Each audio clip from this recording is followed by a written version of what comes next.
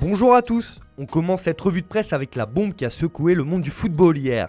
Manchester City a été exclu 2 ans des compétitions européennes par l'UEFA. Pour avoir contourné les règles du fair play financier, l'équipe anglaise doit également payer une amende de 30 millions d'euros. Et comme il fallait s'en douter, cette information fait la une des médias outre-Manche. Ainsi, pour le Mirror, la Saint-Valentin vire au cauchemar pour les Citizens. C'est un véritable massacre, titre le journal local. L'UEFA accuse tout simplement Manchester City d'avoir surévalué des revenus liés aux sponsors, mais également de ne pas avoir respecté le fair play financier entre 2012 et 2016. Le Times revient également sur cette affaire où il est aussi question d'une déduction de points en Première Ligue et cette suspension de 2 ans pourrait avoir un impact sur l'avenir de Pep Guardiola à la tête du club alors que le coach espagnol a plusieurs fois laissé planer le doute sur son avenir ces dernières semaines. Évidemment, le Catalan est aussi à la une du Guardian, où les Mancuniens n'ont pas respecté les règles du fair play financier. L'UEFA a d'ailleurs indiqué dans son communiqué que les doubles champions de Première Ligue en titre ne s'étaient pas vraiment montrés coopératifs lors de l'enquête menée par la chambre arbitrale.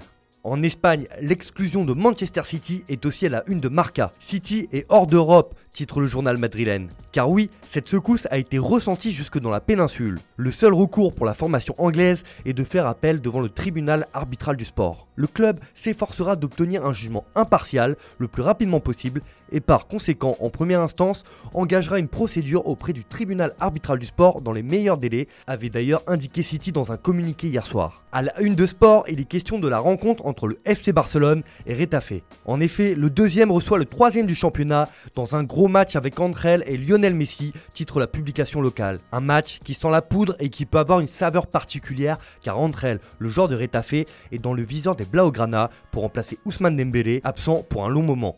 Mundo Deportivo estime pour sa part que cette rencontre est un duel de style entre Quique Setién et José Bordalas. La rivalité entre les deux hommes va animer ce match car leurs équipes respectives ont une vision footballistique totalement opposée. On file en Italie où les déclarations de Mino Raiola ont mis le feu aux poudres sur l'avenir de Paul Pogba. Pour Tuttosport, c'est carrément un appel du célèbre agent à la vieille dame. C'est possible maintenant pour Pogba. Il aimerait revenir, l'Italie est comme une deuxième maison pour lui. On parle de plein de choses avec Nedved, laissant planer un peu plus le doute sur l'avenir de l'international français. Il n'en fallait pas plus pour que la Gazzetta dello Sport échaude un plan pour rapatrier la pioche à Turin. Les Bianconeri seraient prêts à proposer 150 millions d'euros, ainsi qu'Adrien Rabiot ou Aaron Ramsey dans le deal. Enfin, en France, le PSG est à la une du journal L'Équipe à quelques jours du match aller des 8e de finale de la Ligue des Champions contre le Borussia Dortmund.